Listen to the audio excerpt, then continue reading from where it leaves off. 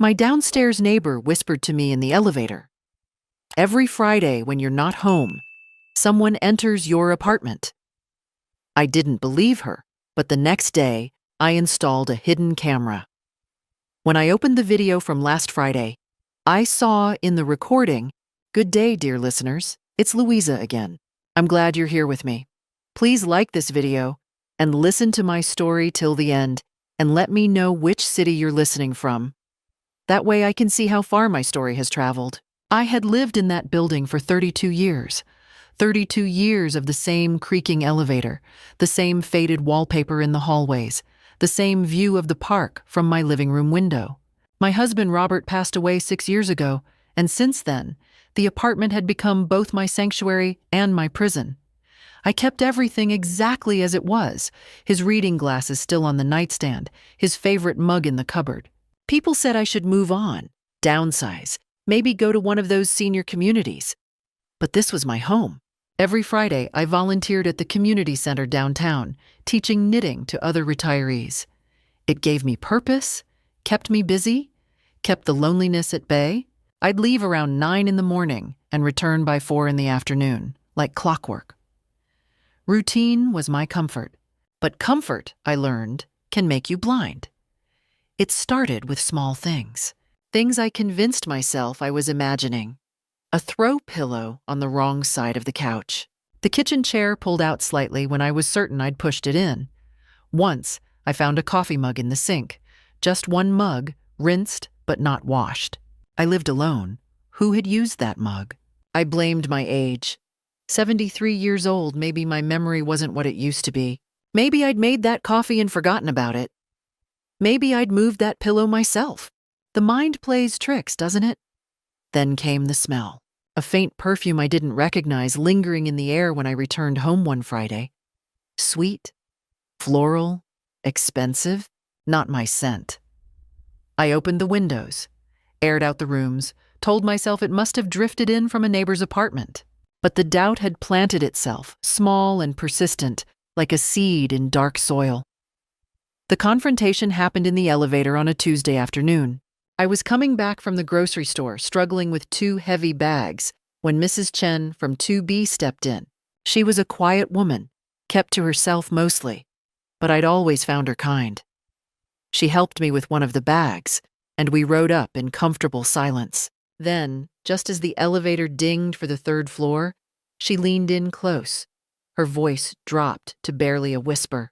"Every Friday when you're not home, someone goes into your apartment." The words hit me like cold water. I stared at her, the grocery bag nearly slipping from my hands. "What?" "I've seen them," she continued, her eyes darting nervously to the elevator doors. 3, maybe 4 times now, always around noon. They have a key. They stay for an hour, sometimes more. The elevator doors opened, my floor, but I couldn't move. "Who?" I managed to ask. "Who is it?" Mrs. Chen shook her head quickly. "I don't want trouble. I just thought you should know." She practically pushed me out of the elevator and the doors closed before I could ask anything else. I stood in the empty hallway, groceries in hand, my heart pounding so hard I thought I might faint. Someone was entering my home, while I was gone, with a key. That night I didn't sleep.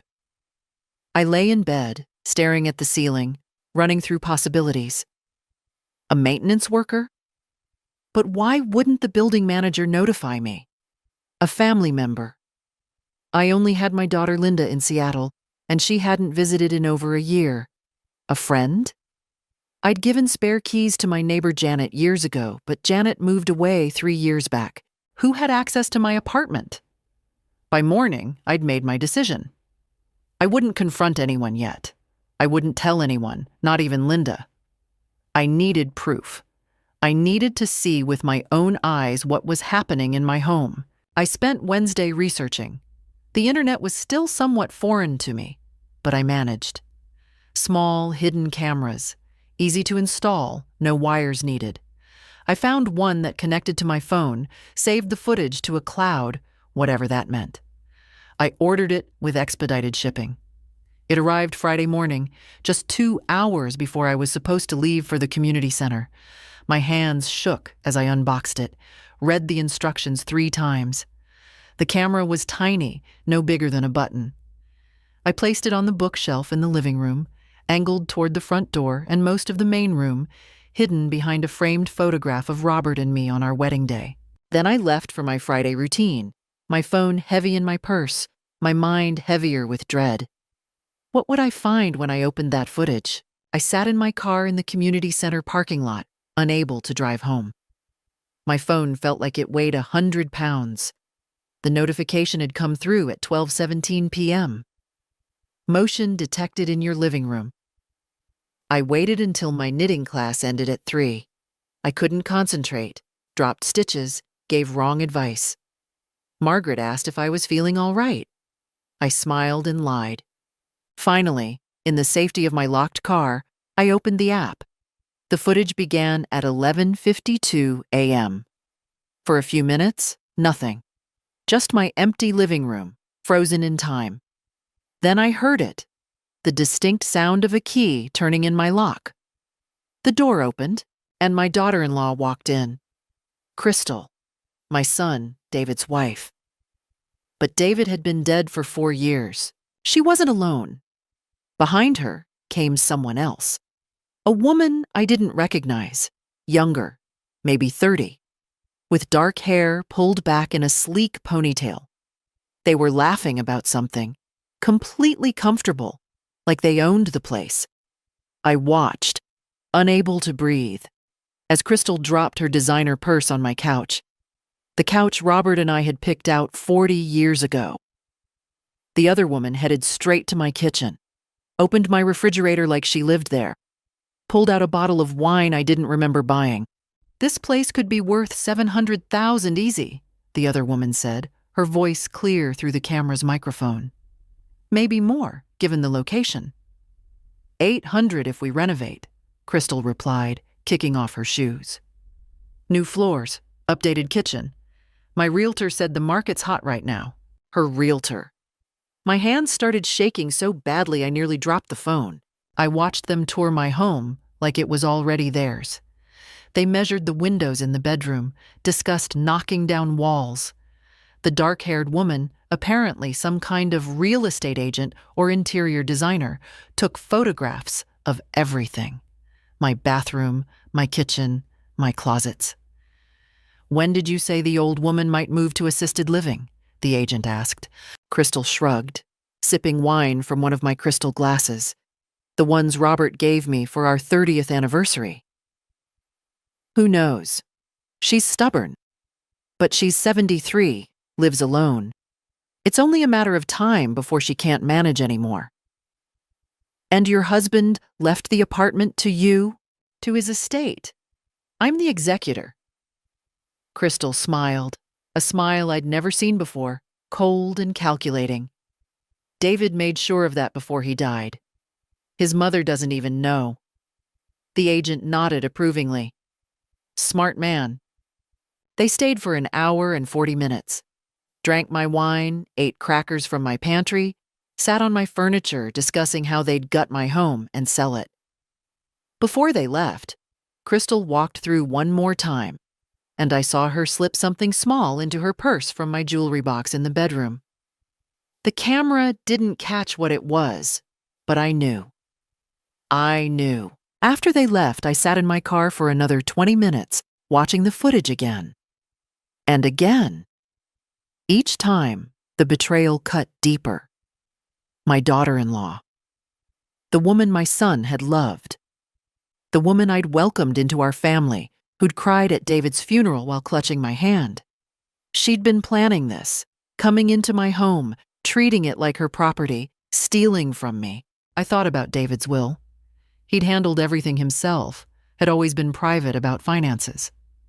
After he died, Crystal told me he'd left her comfortable, that there was a small trust that would help me if I ever needed it. I'd never asked for details. Money felt so unimportant compared to losing my son. Had she lied about that too? I drove home slowly, my mind racing. When I unlocked my apartment door, Everything looked normal, peaceful. But I saw it differently now. This wasn't my sanctuary anymore. It was a crime scene. I went to my bedroom, to the jewelry box on my dresser. I opened it with trembling fingers. My grandmother's garnet ring was gone, the one David had always admired as a boy, the one I'd planned to give to his daughter if he'd ever had children. Crystal had no children. She just had my ring. I sat on the edge of my bed, and for the first time since Robert's death, I felt something other than grief. I felt rage. They thought I was just some helpless old woman, waiting around to die or become too feeble to fight back. They thought they could walk into my home, my life, and take whatever they wanted. They were wrong. That night, I didn't cry. I didn't call Linda. I didn't call the police. Not yet. Instead, I opened my laptop and started researching. Estate law, tenant rights, inheritance disputes. I made a list of everything I'd noticed missing or moved over the past months.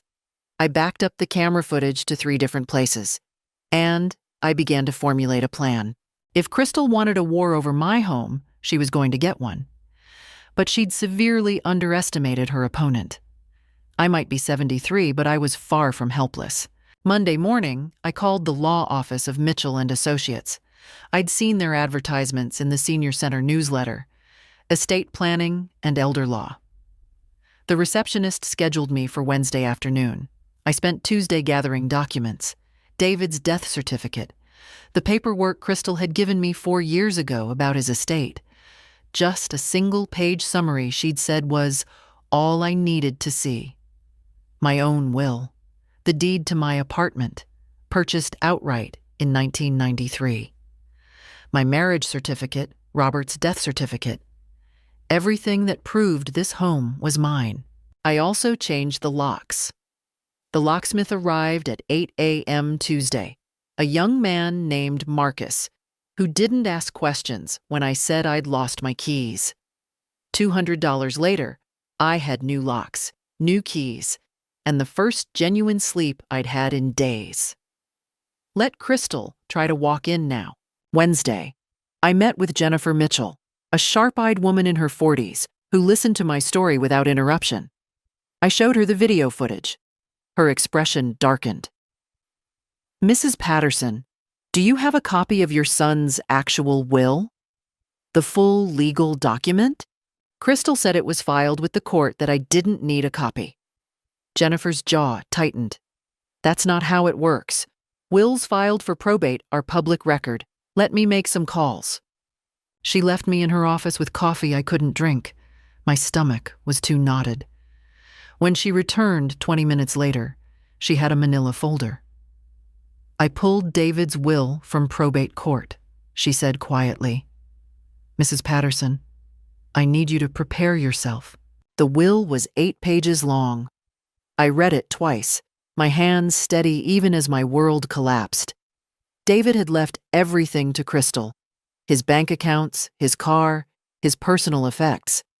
That part was expected. But the 3rd page made my vision blur.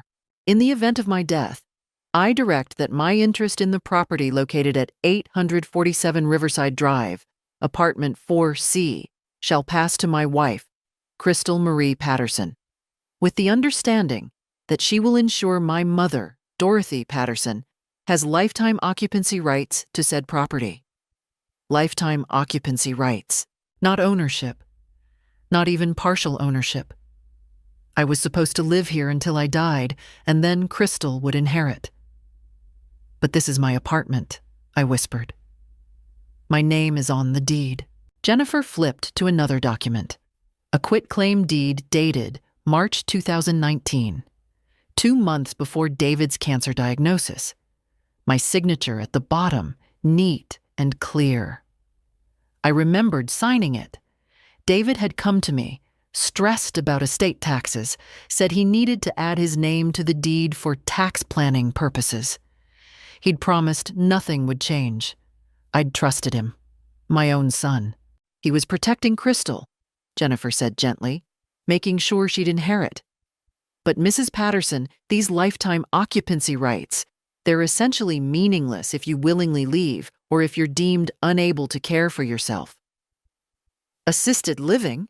I said numbly. Crystal was talking about assisted living. If she can demonstrate you're incapable of independent living, she could petition for guardianship, move you to a facility, and take possession of the property. Jennifer leaned forward. The trespassing, the theft. She's testing the waters, seeing if you notice if you'll fight back. She changed the locks, I said suddenly. Or she was planning to. That's why she has a key. David must have given her one. We need to document everything, Jennifer said. Every entry, every item stolen. Do you still have the camera running? Yes. Good. Keep it hidden. Don't tell anyone, not even family. We'll need evidence of a pattern. She paused. Mrs. Patterson, I have to ask, do you have resources to fight this? Legal battles can be expensive. I thought of my savings account, carefully maintained over decades. Robert's pension? My Social Security. I'd always been frugal. Always prepared. I can afford it, I said, whatever it takes.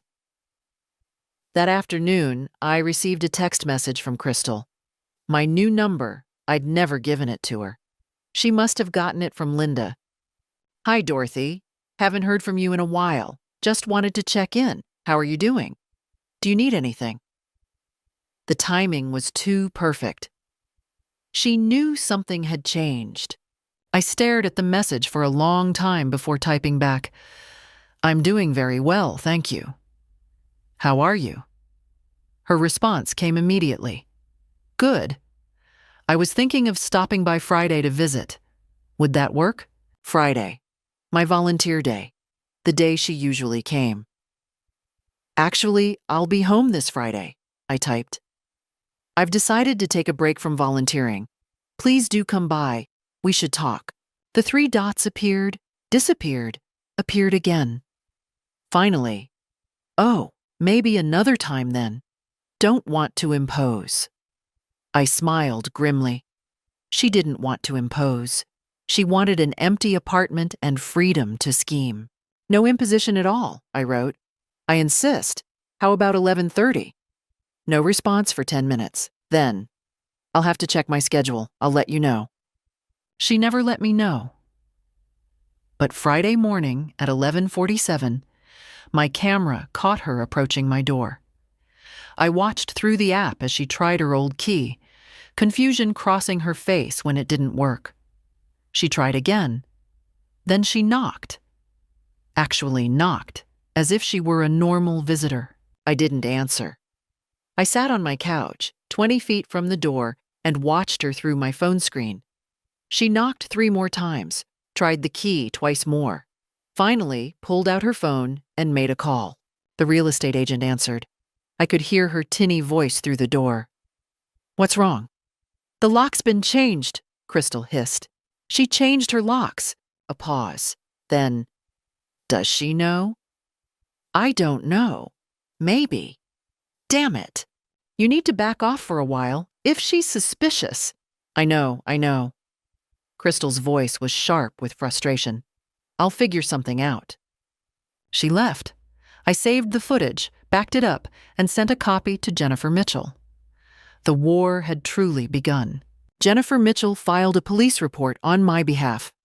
Trespassing, theft, possible fraud. The detective assigned to my case, a tired-looking man named Morrison, seemed skeptical at first. Family disputes rarely go anywhere, he warned. But when he watched the video footage, Crystal letting herself in, discussing selling my home, pocketing my jewelry, his demeanor changed. We'll need you to file a detailed inventory of missing items, he said, and I'll need to interview her. Will she be arrested? Depends. The key issue is whether she had permission to enter. She'll claim she did, that she was checking on you. I never gave her permission. Can you prove that? I couldn't. It was my word against hers. But we had the footage, the theft. It was a start. The next step was harder. I called Linda in Seattle. Mom? She sounded surprised. I rarely called, usually waited for her weekly check-ins. Is everything okay? I need to ask you something about David's will. Did he ever discuss his estate planning with you? A pause. Why? Please, Linda, did he? He mentioned he was making sure Crystal would be taken care of. He loved her, Mom. He wanted her secure. Linda's voice grew cautious. Why are you asking? I told her everything. The secret visits, the real estate agent, the will, the deed transfer I hadn't fully understood, the missing jewelry. Silence stretched between Seattle and New York. Mom, are you sure? Crystal wouldn't. I have video evidence, Linda. She's been entering my home without permission, planning to sell it. But David left her the apartment, didn't he? He told me. He left her inheritance rights contingent on my death or incapacity. She's trying to accelerate the timeline. Another long silence. What do you need from me? Support. And I need to know if David ever discussed this with you, if you knew about the deed transfer. I didn't. Linda's voice hardened. Mom, I'm coming to New York this weekend. We're handling this together. We weren't a close family. Linda had her own life, her own children in Seattle. But she was still my daughter. Blood meant something. Crystal called that evening. I let it go to voicemail. Dorothy, hi, it's Crystal. Listen, I stopped by Friday, but you weren't home. I'm a little concerned. Your locks seem different. Did you have a problem? Please call me back. I worry about you living alone. The manipulation was transparent now that I could see it. I deleted the message. She showed up Sunday afternoon. I saw her on my camera feed first, approaching with determination, dressed immaculately, as always. I'd expected this. I opened the door before she could knock. Crystal! Dorothy! Her smile was brilliant, fake. I've been so worried. You haven't returned my calls. I've been busy. May I come in? We should talk. I don't think that's a good idea. The smile faltered. I don't understand. Have I done something wrong? You know exactly what you've done. I kept my voice level. You've been entering my home without permission. You've been stealing from me, and you've been planning to force me out. Her face went through several expressions.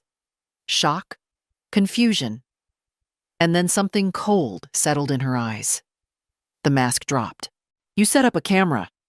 It wasn't a question. I protected my home. This is legally my home, Dorothy. David left it to me. David gave you inheritance rights upon my death. This is still my property, and you're trespassing. She stepped closer, her voice dropping. You want to talk about legal? Let's talk about your capacity. You're 73, living alone, clearly paranoid enough to set up spy cameras. How do you think that looks? I could have you declared incompetent tomorrow. With what evidence? I'm healthy, independent, and mentally sharp. Try it. Your daughter Linda agrees with me, Crystal said smoothly. She's worried about you too. We've discussed moving you somewhere safer. You're lying. I spoke with Linda. She's flying in this weekend, actually. A flicker of uncertainty crossed Crystal's face. You're turning her against me. I'm telling her the truth, which is more than you've done. You have no idea what David wanted. He wanted me taken care of. By giving you my home after I'm dead, yes. Not by letting you steal from me and harass me while I'm alive. Crystal's hands clenched. I have a lawyer too, Dorothy, and I have David's will. You signed that deed over willingly. Any court will see you're just a bitter old woman trying to take back a gift. It wasn't a gift. It was fraud. David lied about why he needed my signature. Prove it. She smiled coldly. It's your word against a dead man's documented intentions. Who do you think they'll believe? Get out of my home. This isn't over. No, I agreed. It isn't. But next time you enter without permission, I'm calling the police. I've already filed a report about the previous break-ins and the theft. Detective Morrison is very interested in speaking with you." That hit home. She paled slightly. "You wouldn't." "I already did." She left without another word, heels clicking sharply down the hallway. I closed the door, locked it, and my hands finally started shaking. I'd done it. I'd confronted her directly, held my ground. But the threat hung in the air, her lawyer, her claim to David's will, her suggestion that I was incompetent. Linda arrived Friday evening. She hugged me tight, and I let myself be weak for just a moment. "We'll fight this, Mom," she whispered. Together. For the next 3 days, I let Linda take over. She contacted Jennifer Mitchell, reviewed all the documents, made lists and plans. I slept late, ate the meals she cooked, tried not to think about Crystal's words. By Monday, I felt stronger, rested, ready for whatever came next. The letter arrived on Tuesday, delivered by courier. Expensive cream stationery, Crystal's lawyer's letterhead embossed in gold. "Dear Mrs. Patterson, on behalf of my client, Mrs. Crystal Patterson, I am reaching out regarding the unfortunate misunderstanding that has arisen concerning the property at 847 Riverside Drive, apartment 4C. Mrs. Crystal Patterson wishes to make clear that she has only your best interests at heart. She recognizes that recent events may have caused distress, and she deeply regrets any perception of impropriety. To resolve this matter amicably and avoid costly litigation, Mrs. Crystal Patterson proposes the following arrangement. 1. You will retain full occupancy of the apartment for your lifetime, with all associated rights and privileges. 2. Mrs. Crystal Patterson will establish a trust fund of $50,000 to cover any future medical or care expenses you may incur. 3. Mrs. Crystal Patterson will assist in arranging in-home care services should you require them at no cost to you. 4.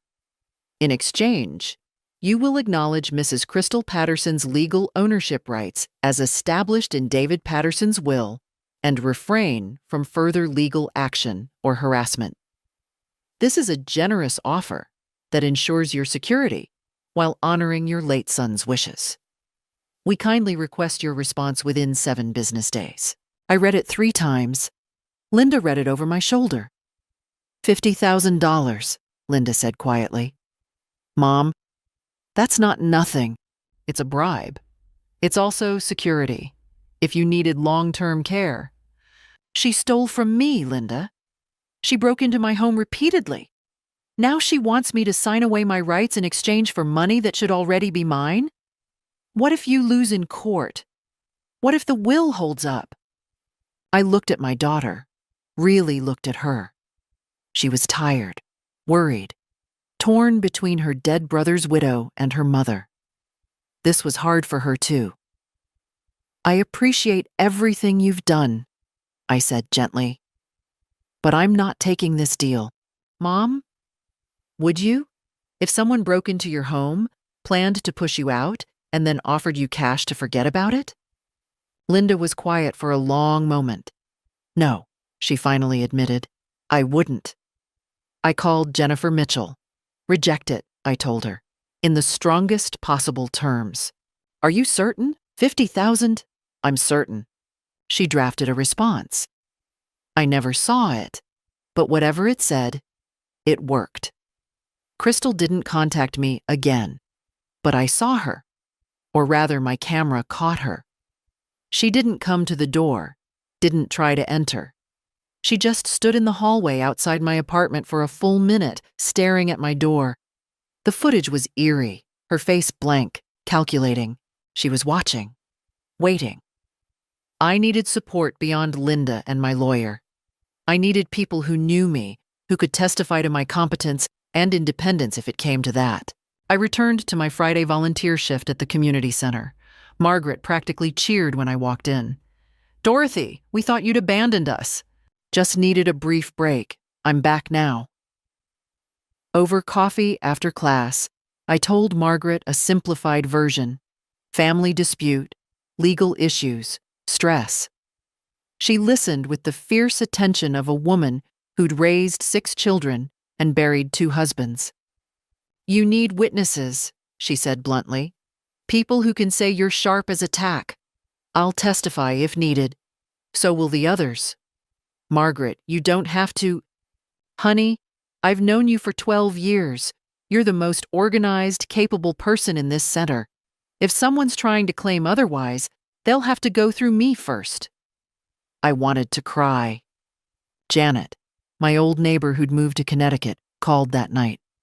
Linda had reached out to her, explained the situation. "I still have the spare key you gave me years ago," Janet said. "I'll send an affidavit that you never authorized anyone else. And Dorothy, I'm sorry. I should have stayed in touch. You had your own life, Janet. Still, you were a good neighbor. I won't let them paint you as incompetent." Pastor Williams from the church I attended sporadically called next. Word had spread somehow. Small communities talk. "Mrs. Patterson, I'd like to visit if you're comfortable with that. I think we should pray together, and I'd like to hear your story directly." He came that Sunday. I told him everything. Showed him the video, the documents, the threatening letters. He listened without judgment, his weathered hands folded peacefully.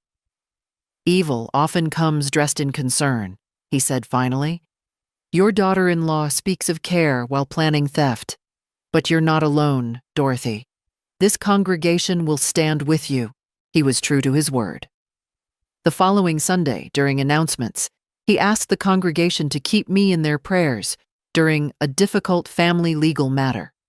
He didn't give details, but afterward, 6 people approached me, offering help, support, testimony if needed. Mrs. Chen, my neighbor who'd first warned me, brought me soup that Monday. "I should have said something sooner," she said. "I was afraid, but fear is no excuse for letting wrong happen. You warned me when it mattered most." "I'll testify. I saw her multiple times. I can give dates." My support network grew. The building superintendent, who confirmed I'd never requested access for anyone named Crystal. My doctor, who wrote a letter stating I was in excellent health with no cognitive decline. My accountant, who provided records showing I managed my own finances competently. Even Robert's old poker buddies, men in their 80s now, rallied. "Bobby's wife needs help? We're there." By the end of the second week, I had 12 people willing to testify on my behalf. 12 people who knew me, respected me, believed me. Crystal might have her expensive lawyer and her dead husband's will, but I had something stronger. A community. I kept my routine. Volunteered on Fridays. Attended church. Had coffee with Margaret. Lived my life visibly, competently, independently. And every day, I documented everything. The camera ran continuously now. I kept a journal of every normal activity, grocery shopping, paying bills, social engagements, building an undeniable record of a woman fully in control of her life. Crystal was watching? Let her watch. Let her see exactly what she was up against. They came on a Wednesday afternoon, unannounced. Crystal and 2 others, a man in an expensive suit I didn't recognize, and the real estate agent from the original video, Vanessa.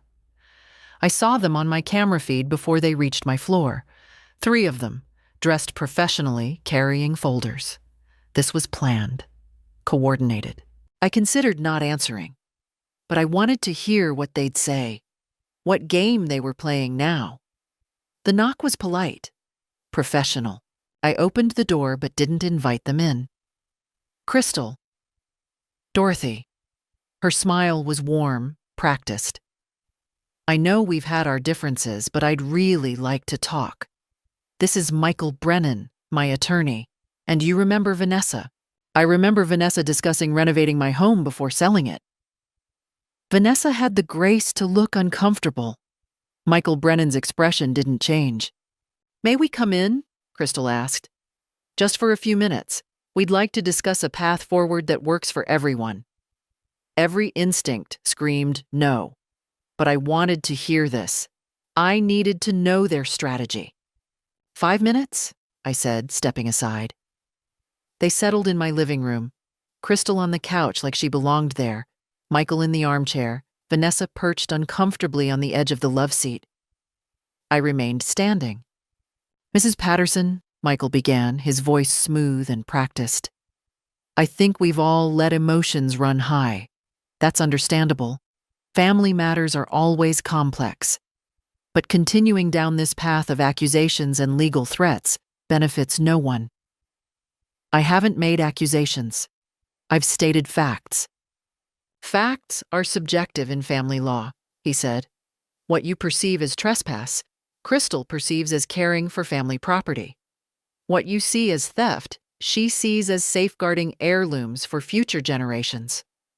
My grandmother's ring isn't for future generations. Crystal has no children. Crystal spoke up, her voice soft, wounded. I was going to give it back, Dorothy. I took it to have it cleaned and appraised for insurance purposes. I wanted to surprise you. The lie was so smooth it was almost believable. Almost. Then return it now. It's at the jeweler. I can bring it by next week. Which jeweler? A pause. I'd have to check the receipt. Of course you would, Michael intervened. Mrs. Patterson, let's focus on solutions. Crystal is willing to formalize the arrangement David intended, lifetime occupancy for you with guaranteed support. We've drafted new documents that explicitly protect your rights while acknowledging the estate structure David established. He opened a folder, pulled out papers. This trust structure ensures you'll never be forced to move. You'll have access to funds for any medical care or home improvements. Crystal will have no power to make decisions about your living situation. In exchange for what? Simply acknowledging that the property will pass to Crystal upon your death, as David intended, and dropping the criminal complaint. There it was. They wanted the police investigation gone.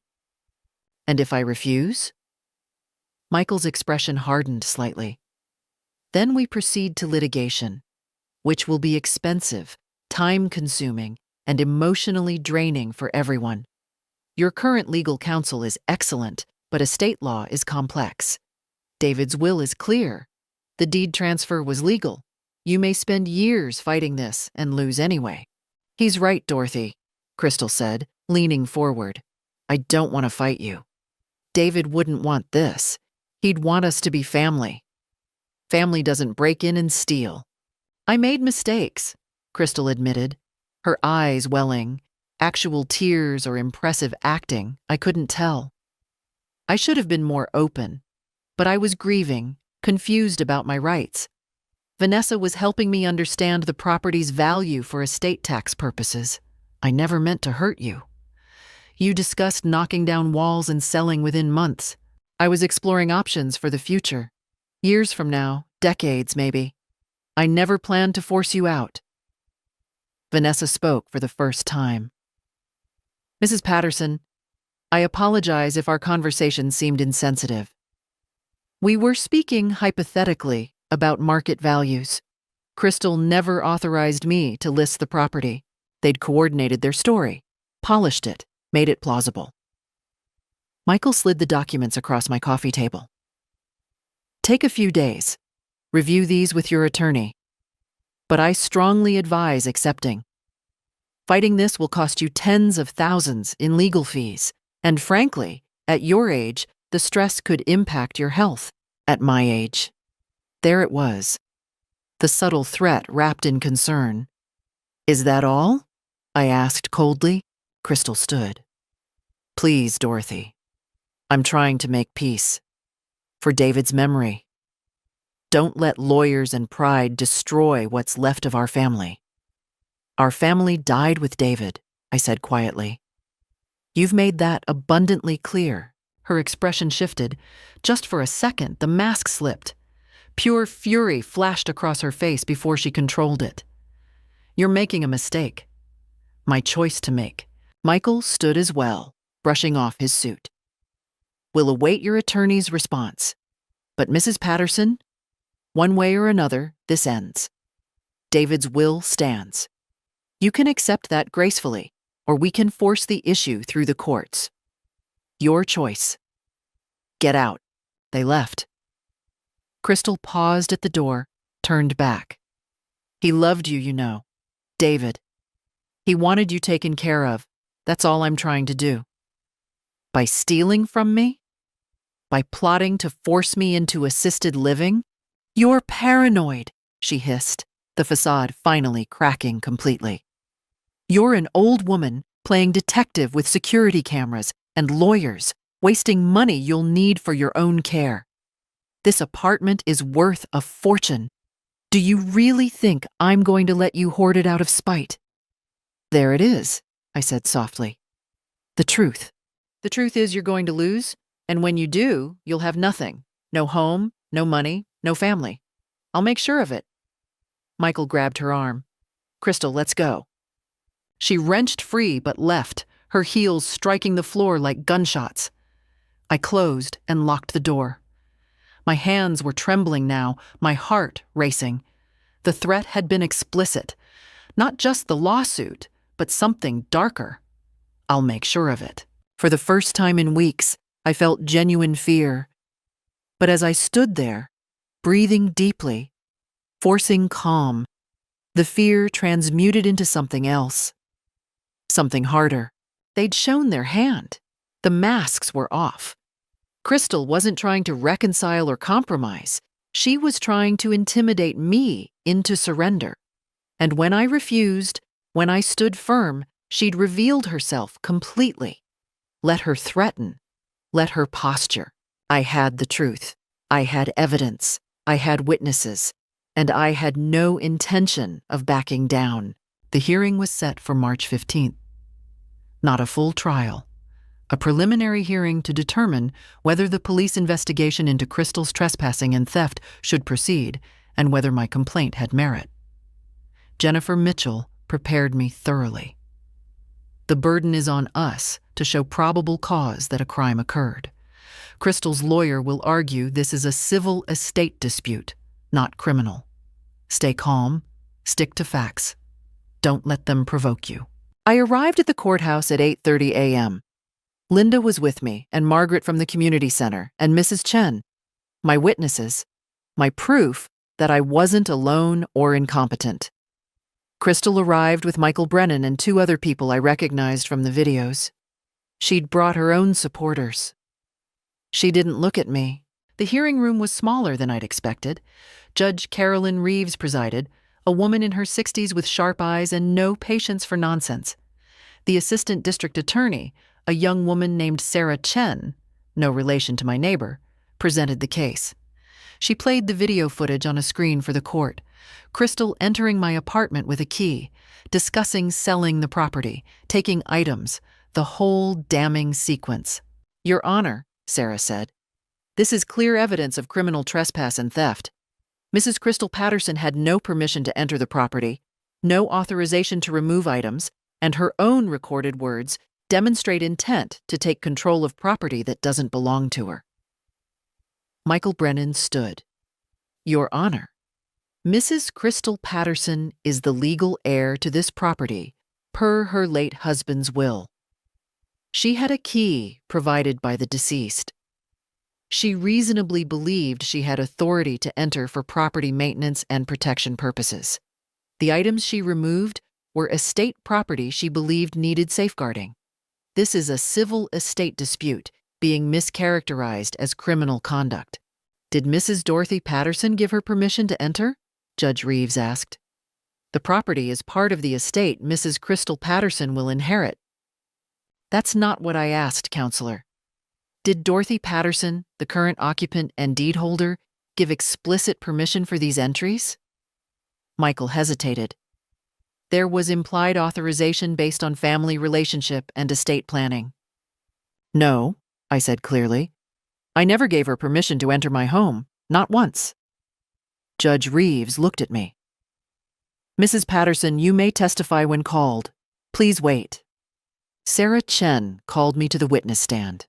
I swore the oath, sat, folded my hands calmly in my lap. Mrs. Patterson, did you ever give Crystal Patterson permission to enter your apartment in your absence? No, I did not. Did you ever give her permission to remove items from your home? No. Were you aware she had a key? Not until I reviewed the security footage. My son David had a spare key before he died. I assume she kept it. And when you discovered these unauthorized entries, what did you do? I changed my locks, I filed a police report, and I secured my home. Michael Brennan cross-examined me. Mrs. Patterson, isn't it true that you signed a quitclaim deed giving your son David joint ownership of this apartment? Yes, and isn't it true that upon his death, ownership rights transferred to his estate, of which Crystal is the executor and primary beneficiary? I have lifetime occupancy rights. The apartment is still my home. But you acknowledge Crystal has a legal interest in the property? Future interest, upon my death, not now. Isn't it possible you simply forgot that you'd given Crystal permission to check on the apartment? You are 73 years old. The courtroom went silent. It was the angle I'd expected, questioning my competency, my memory. I have not forgotten anything, Mr. Brennan.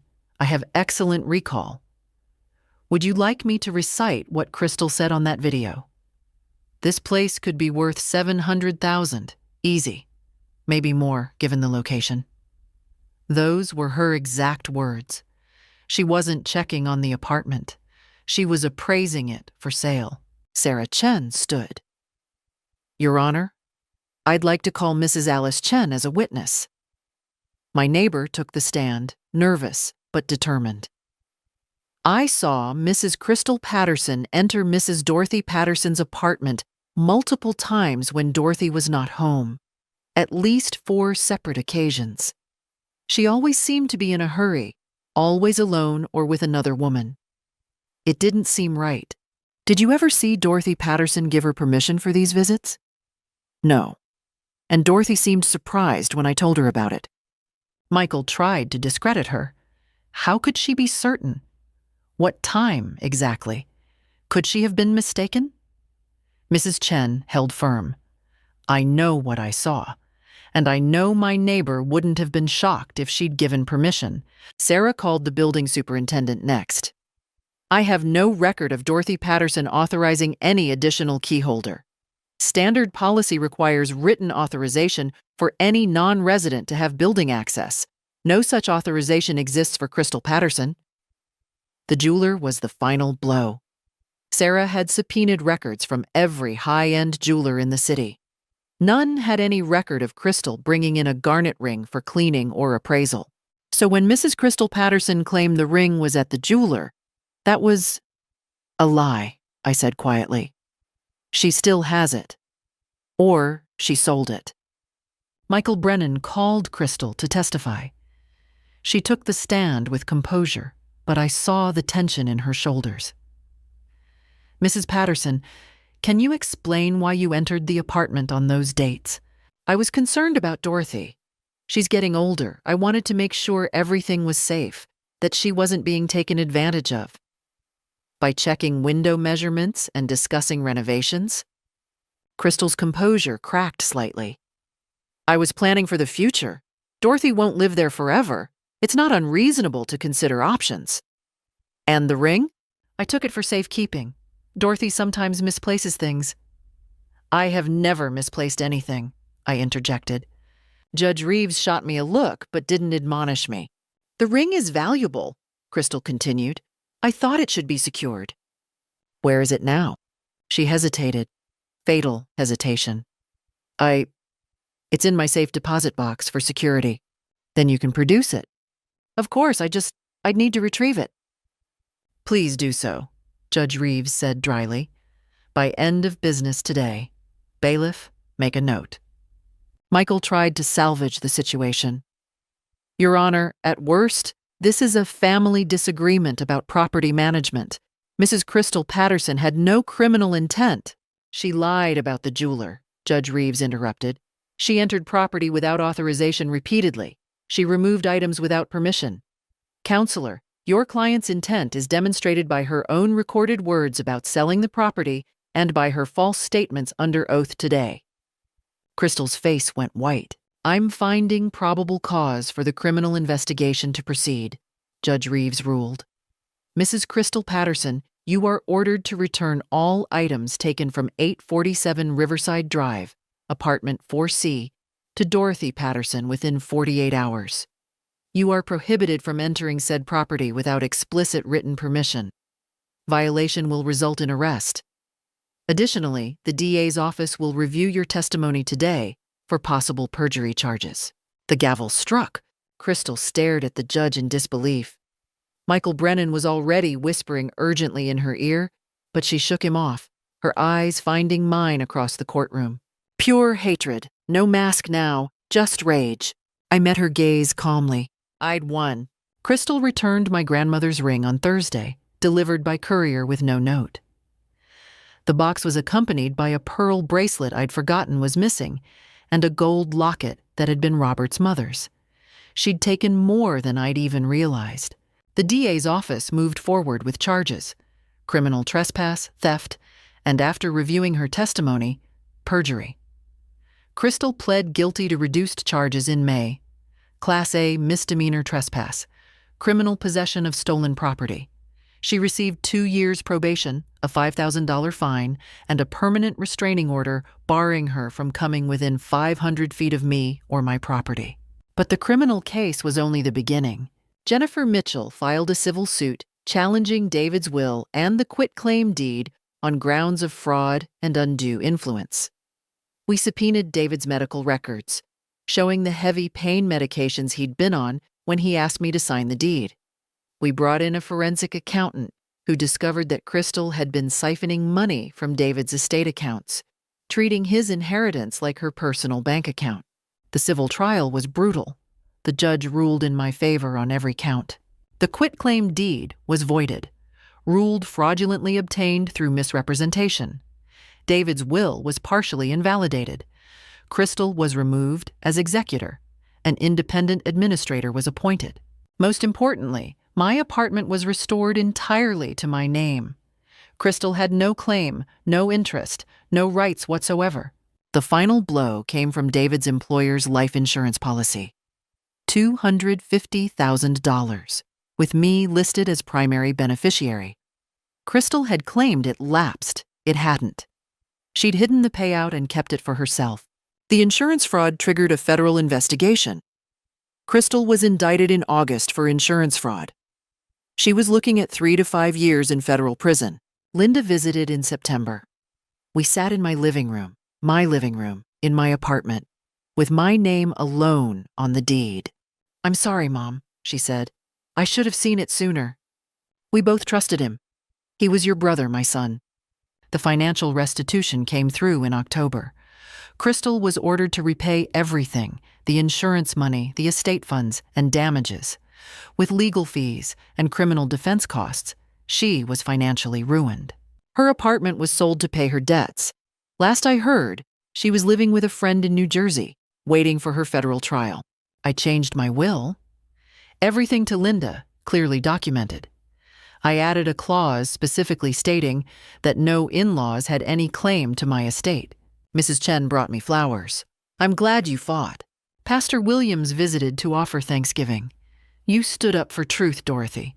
Margaret hugged me at the community center.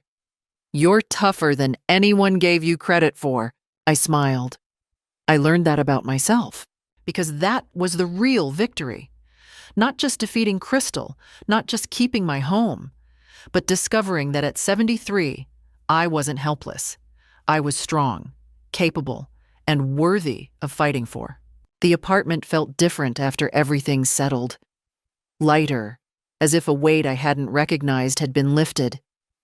This wasn't just a space I was clinging to out of stubbornness. This was genuinely my home. I'd earned it, protected it, fought for it. In November, I redecorated for the first time since Robert died. Fresh paint in the living room, new curtains. I donated some of Robert's things I'd kept out of guilt. I made space for myself. Linda visited for Thanksgiving with my grandchildren. We walked through Central Park, visited museums, ate at restaurants I'd been too timid to try alone. "You seem different, Grandma," Emma said. "Happier." "I am," I told her. "I learned I don't have to accept what other people decide for me." Christmas, I hosted for the first time in years. Linda's family, Janet from Connecticut, Margaret and friends from the community center. We crowded around my dining table, laughing, telling stories. I looked around at the warmth filling my home and felt wealthy in ways that had nothing to do with real estate values. I joined a book club in January, started watercolor painting classes in February. My paintings were terrible, but I didn't care.